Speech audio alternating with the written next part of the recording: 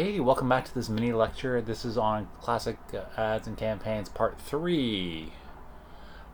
First one we're talking about is Starbucks Unicorn Frappucino ad. See a couple of images, a beverage, and a really colorfully decorated young woman. Why was it so popular? As always, the URLs are in the metadata below. Brightly colored visuals match the Instagram aesthetic. Those two images look so much like something you'd find on Instagram, and it's so important to have your medium match the social media platform. It leveraged the idea of FOMO, fear of missing out, by only being for 1 week in April 2017. It had a catchy, unique hashtag, Unicorn Frappucino, very different than other ones.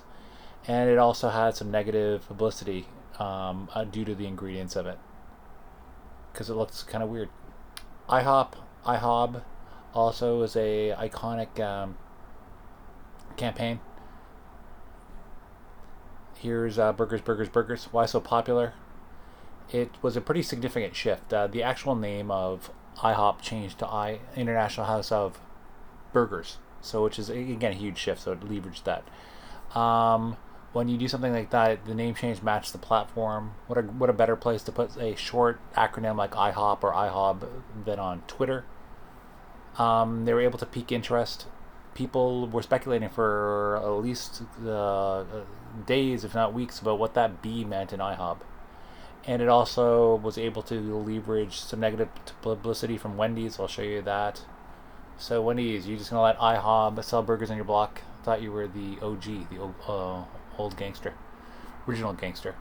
That really favored the burgers from a place that decided pancakes were too hard. So they actually were able to take that negative publicity and turn it into positive.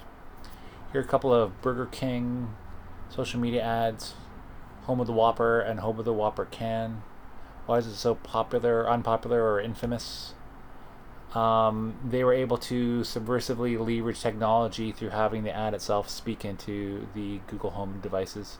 And it was so really like the original one is so quick. It's like 15 seconds. So it's a super short, quick hit, which it really plays well into the social media age. NuggsForCarter. This is a gentleman who wanted to get chicken nuggets, and he was able to leverage that desire. Why was it so unpopular or popular, famous or infamous? He's able to gamify like the amount of nuggets that was done, that was required by the company to get chicken nuggets. It was tied into by Ellen DeGeneres and Bradley Cooper in terms of their infamous or their actually famous Oscars photo, which at the time was the most tweeted image of all time. And is able to leverage social media's weak ties. Like, you don't need a lot of commitment to like or retweet this kind of tweet. So it didn't ask for a lot, as opposed to strong tie networks where you might be asking for a lot. The Fearless Girl promo, the statue of the young girl down on Wall Street. Why was that so popular, unpopular, famous, infamous? Reached into the zeitgeist, the mood of the times. It kind of dealt with, because of the idea of a strong girl, it involved itself in Me Too. There was a really strong contrast between the girl and the bull, the Wall Street bull. It also deals with a strong tie as opposed to a weak tie. There's actually a permanent statue of this, as opposed to most things on social media, which are kind of ephemeral and short-lived. Gillette, the best a man can be. This is a very iconic ad. Really controversial. Why is it so popular? The campaign matches a platform. It was a video that was fit really well for YouTube. It's quite emotional in its nature in terms of its dealing with bullying, and it's quite targeted. It targets men specifically. It deals with the mood of the times, the zeitgeist. In the Me Too era, toxic masculinity is a huge issue. And it actually also was able to leverage corporate donations to help men reach their best. There was a bunch of initiatives to help men become better men.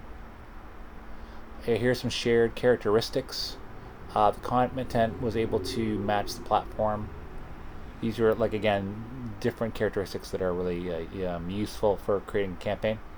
For example, IHOb was able to do that. I was able to leverage the best or worst of social media. For example, the Unicorn Frappucino was able to leverage the idea of FOMO, which is so big on social media. A catchy hashtag never hurts. Unicorn Frappuccino is really like unique. It's able to leverage negative publicity. IHOb was able to roll in Wendy's negative publicity to make even more publicity for the IHOb name change. If you're at all able to try to attach it to big change, for example, IHOb actually changed its name, so that's useful. If you can, pique interest. People were speculating, what does this B in IHOb actually mean?